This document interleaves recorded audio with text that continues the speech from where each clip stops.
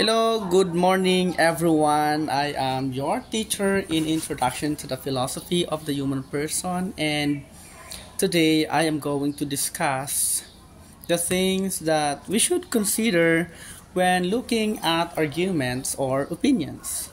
So we already discussed that arguments are a series of statements that provide reason to convince the reader or listener that a claim or series or opinion is truthful. So today, we'll be discussing about some sort of arguments as a sort of persuading people, diba, to accept their beliefs or statements. Now, arguments often take the form of statements that are either claims or facts and are phrased in such a way that they seem reasonable. However, a number of arguments may be based on faulty reasoning. So, hindi lahat ng arguments na binibitawan natin and tinatanggap natin ay good reasoning, no? Nakabase sa good reasoning. Some, diba, are phrased in a way that seem reasonable. And the truth is that most of the arguments, no, na binibitawan natin, na tinatanggap natin ay nakabase din sa faulty reasoning. Okay? So, hindi lahat truthful. Okay? Hindi lahat na ayon sa tamang reasoning. These kinds of arguments are called fallacies. Okay?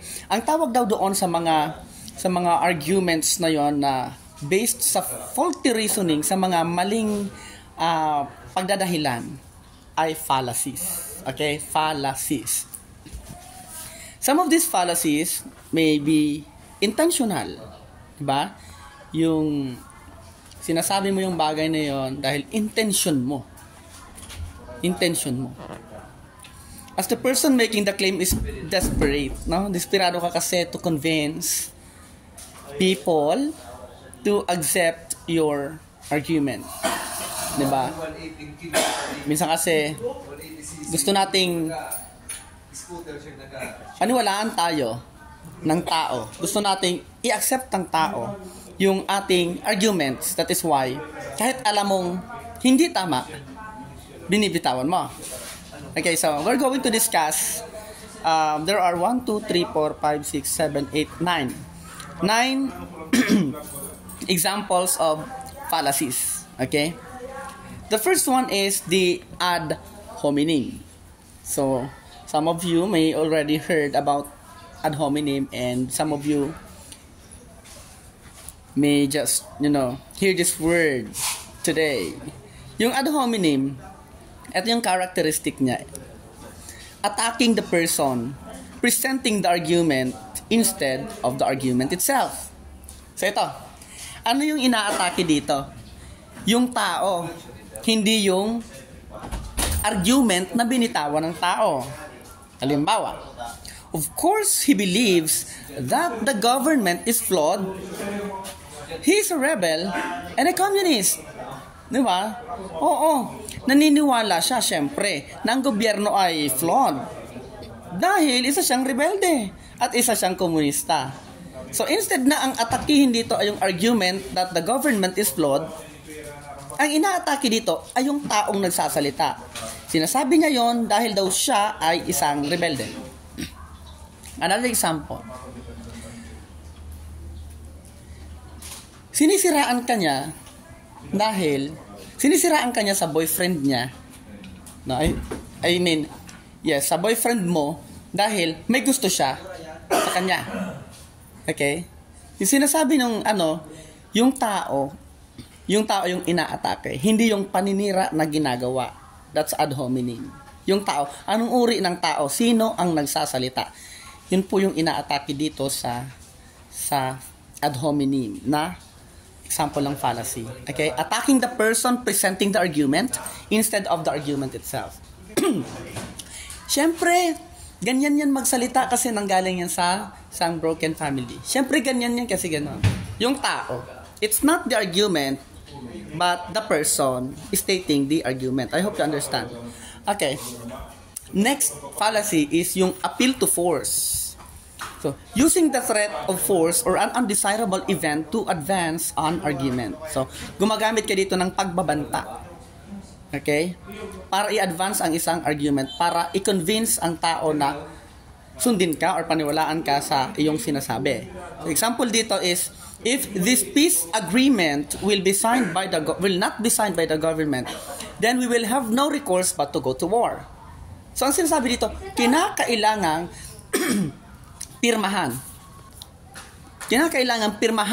ng gobyerno ang agreement na to. Kasi kung hindi ito pipirmahan, maaaring magkaroon ng gulo. Another example ng appeal to force. Pag hindi kayo naglinis ng classroom, wala akong ibang gagawin kundi ang ibagsak kayo sa subject ko. Okay? So that's a fallacy. Okay? Kasi may pananakot. Okay? So I hope you understand. And the third type of fallacy ay yung appeal to emotion. Yes, sir. Appeal to emotion. Using emotion such as pity or sympathy. Ito gumagamit ka ng iyong emotion to convince people to believe your argument. Example, all these charges are baseless. This is just plain harassment. Can't you see how this is affecting my family? Diba? Kagawa ka na ng mali. Pero sinasabi mo, plain harassment, sinasabi mo, walang basihan ang akusasyon sa'yo. At ito pa ang matindi, gumamit ka ng iyong emotion. Can't you see how this is affecting my family? Hindi mo ba nakikita kung paano naaapektuhan ng pamilya ko dito? Okay, that's appeal to emotion. Okay, so, please, wag mo siyang sasaktan, parang ganon, diba? Gumagamit ka ng iyong emotion. Hindi ko alam kung anong gagawin ko pag malis ka sa buhay ko. Okay? Dumating ka sa point na nakikipaghiwala yung boyfriend mo sa'yo, gagamitin mo itong appeal to emotion. Magpapatiwa ka na. No, that's a threat, sorry. Okay? That's a threat. I mean, example ng appeal to emotion doon sa situation na binanggit ko is that hindi mo ba nararamdaman yung nararamdaman ko ngayon na ako'y nasasaktan? Hindi mo man lang ba inisip na maaaring hindi ako makatulog gabi-gabi, kaiisip? Okay? So parang gumagamit ka ng iyong emotion, gumagamit ka ng sympathy to convince the person to believe your argument. Okay? So, ayan. Tinatry lang natin to explain itong mga fallacies na ito in the simplest way possible, in the simplest possible way, no? Na kaya ko. And ito, ang pang-apat na kind of fallacy is the appeal to popular. Okay? Appeal to popular.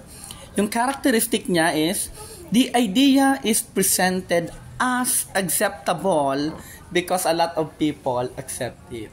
So, sinasabi dito na katanggap-tanggap ang isang idea dahil maraming tao ang naniniwala dito. Okay. Halimbawa, every boy your age already has a girlfriend. You should go and find one. Imagine. Parang na-pressure ka tuloy na wala ka pang boyfriend, wala ka pang girlfriend. Kasi marami na sa kabataan at your age ay mayroon na. Ikaw na lang ang wala. So it doesn't mean na marami sa kanila ang may boyfriend na kinakailangan ikaw din meron din. So that is appeal to popular. Okay? The idea is presented as acceptable because a lot of people accept it. Tandaan nyo na hindi lahat porket marami ang nagsasabi ay totoo na kaagad yon. Fallacy. Kasinungalingan yon. Hindi nangangahulugan na ito pa. Hindi nangangahulugan na marami ang gumagamit nito ay kailangan bumili ka na. Okay?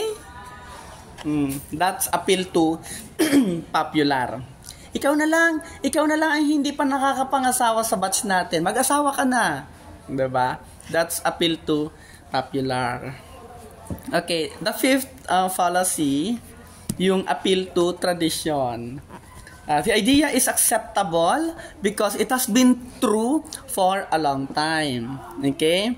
Appeal to tradition, ulitin natin, the idea is acceptable. Katanggap-tanggap yung isang idea, yung isang notion, dahil daw ito ay totoo sa napakahabang panahon. No? Halimbawa, na binigay ng aklat sa atin is that marriage should be between a man and a woman. 'Di ba? 'Yun yung tradisyon sa usaping marriage, sa usaping pag-aasawa, that marriage should only be true and be between man and woman. 'Di ba? It has been so for a long time in this country. 'Di ba sa Pilipinas 'yun yung tradisyon natin na dapat yung lalaki ay ikakasal lamang sa babae. Diba? Yun yung pinaniniwalaan natin at syempre, yun talaga yung nararapat. It should remain so today and in the future. So yun. Sabi dito, marriage should be between a man and a woman. It has been for so long. It has been so for a long time in this country. It should remain so today and in the future. So sinasabi dito na hindi porket ito yung tradisyon noon ay mananatili ito hanggang ngayon at hanggang sa mga susunod na henerasyon. So hindi lahat ng mga paniniwala natin ay nagiging totoo hanggang sa ngayon. Can you please think of another example na maaari natin gamitin dito? I-comment kayo. Comment kayo ng example nyo dito. I want to see your comment. Okay? So, may plus factor to sa akin pong subject. Okay? So, dapat, yung tradisyon noon, kinakailangan, dapat daw hanggang ngayon, at sa mga susunod na araw, ay mag-exist. Yun ang appeal to tradition. Pero hindi nangangahulugan na totoo. Okay? Kasi nga, fallacy. Okay? Fallacy. And, pang-anim, yes, tama ba? Yes. Pang-anim is begging the question. Begging the question. The characteristic of this is assuming. Okay? Assuming the thing or idea to be proven is true. Also known as circular argument. Example, I have a right to free speech. Therefore, you cannot stop me from talking. Oo. Meron tayong karapatan magsalita. But it doesn't mean na hindi ka na pwedeng pigilin. Hindi ka na pwedeng pagsabihan na, stop talking. Diba? Sinasabi niya dito, may karapatan ako magsalita at wag mo akong pipigilan magsalita. Fallacy. Merong kaakibat na pananagutan yun na, that's fallacy. Yes, you have the right to speak. But it doesn't mean na hindi ka na pwedeng pigilan. Okay? Fallacy. I have the right to post anything I want, everything I want in the social media. And you should not stop me from doing that because it is my right. Fallacy. Okay? Fallacy. Hindi totoo yun. Oo, may karapatan ka pero hindi totoo na hindi ka pwedeng pigilan. Okay? And the seventh fallacy is yung cause and effect. Assuming a cause and effect relationship between unrelated events. Okay? So may mga kaganapan na hindi naman magkaugnay. So ginagamit natin madalas yung ganon. Fallacy yon. Example nito, ever since you bought that sweater, everything has been going wrong in your life. You should go get rid of it. Simula nung binili mo daw yung sweater na yan, dami ng kamalasan nangyayari sa buhay mo. Itapon mo na. So, tingnan natin yung relationship ng sweater na binili mo tapos yung nangyayari sa buhay mo. How are they related to each other? Wala, 'di ba? Walang kaugnayan ang sweater na yon sa nangyayari sa buhay mo sa ngayon. Okay? So, it is a fallacy. Cause and effect. Another example. Every time I buy new shoes, it always rains. So, anong kaugnayan ng pagbili ko ng bagong sapatos sa pag-ulan? Diba? basta ka daw nga nagtataning sa ko, pero may ngaya ako na ano. Imagine mo, yung mga ganong example, yung mga sinasabi natin na wala namang kaugnayan, pero nire-relate natin. Okay? Cause and effect. I hope you understand. And yung pangwalo is the fallacy of composition. Fallacy of composition. Assuming that what is true of a part lang is true for the whole. Ito yung assuming yung inaakala mo na dahil totoo dito sa bahaging ito ay totoo sa kalahatan. Example, these cases of robbery in this district has convinced me that the city has become a den of thieves and criminals. Diba? Hindi porket may naganap na pagnanakaw sa isang lugar, ay taguan na ng magnanakaw ang lugar na yon. Okay? Hindi yun totoo. Halimbawa, sa family nyo, hindi porket merong nagnakaw mula sa family, ay lahat kayo magnanakaw na. Okay? That's fallacy of composition. Hindi porket merong isa, ay lahat na. Okay? Okay. Give me another example. Comment down. And I want to read your comments. I want to read your reaction. Okay. And eto, yung pang-siyam, this is the opposite of fallacy of composition. Fallacy of division. Kung ang fallacy of composition is assuming that what is true of a part is true for the whole, eto kabaliktaran. Assuming that what is true for the whole is true for its part. So hindi nangangahulugan na totoo sa pangkalahatan ay magiging totoo rin sa bahagi. So example dito is, you come from a family of doctors. Ito yung kabuuan, pamilya ng doktor. And intellectuals, okay? Surely, you can do better in this course. Di ba fallacy yun? Hindi nangangahulugan na kapag ang pamilya mo ay matatalino, dapat ikaw ay matalino rin. Naunawaan yan. So, hindi nangangahulugan na kapag ang mga magulang mo ay teacher, kinakailangan teacher ka rin. So, maaaring teacher ka rin. Okay? So, hindi nangangahulugan na totoo sa pangkalahatan, magiging totoo sa parte, sa ibang bahagi. Okay? That's a fallacy. Okay. Example, ang mga Israel daw ngaya, mga makaugmahon. Diba? Siguro ngaya, makaugmahon ka man. So, that's fallacy of division. Maaring yung family ng Israel ay talagang masayang kajaming. But it does not apply to all, di ba? Kasi there are times na sa part ng family natin, merong isa o dalawa na hindi kapareho ng attribute ng buong family. I hope you understand that. So, give me another example and then comment nyo ito dito sa ating comment section. So, it's all for today. Yung 9 kinds or 9 examples of fallacies. Okay, fallacies again are arguments that are based on faulty reasoning. Okay, maling pagrarason. Okay, maling pagrarason. So hindi nakaka-philosopher, 'di ba? Ulitin natin yung una, yung ad hominem, inaatake dito yung tao, hindi yung sinabi ng tao. Okay? Yung appeal to force, gumagamit ka ng pambabanta or undesirable event. Ang halimbawa natin dito, pag hindi mo ito pinirmahan, magkakagulo tayo. That's appeal to force. Pangatlo is appeal to emotion. Gumagamit ka dito ng emotion mo, nagpapaawa ka, kinukuha mo yung simpatsya ng iba para paniwalaan ka. Okay? That's appeal to emotion. And pang-apat, appeal to popular. Ibig sabihin nito, dahil marami ang gumagamit, kinakailangan gumamit ka rin. Dahil marami ang naniniwala, kinakailangan maniwala ka rin. Fallacy. Okay? Pang-lima, appeal to tradition. Ito yung paniniwala na dahil totoo ito noon, kinakailangan hanggang ngayon at sa mga susunod na henerasyon ay magiging totoo at katanggap-tanggap pa rin ang ideyang ito. Okay? That is appeal to tradition. And pang-anim ay begging the question. Yan. Ito yung parang dahil may karapatan ka, exercise mo freely yung karapatan mo at walang pwedeng pumigil sa'yo. Okay?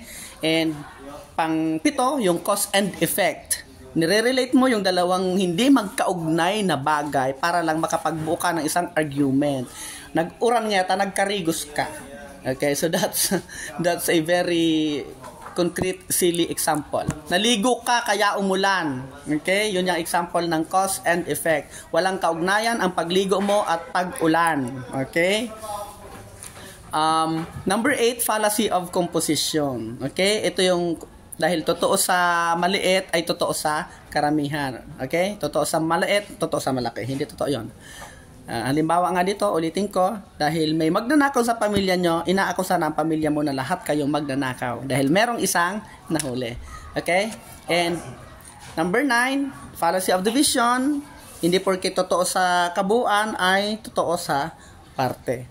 Example dito, dahil nagmula ka sa pamilya ng doktor, maaaring magaling ka rin sa field of medicine. Okay? So it's just a 20-minute video lesson and I hope naunawaan po ninyo yun. And kung meron kayong question, i-comment nyo lang po sa ating comment section and I am willing to answer. So if you can give examples to each fallacy, go! Bye-bye! Thank you so much!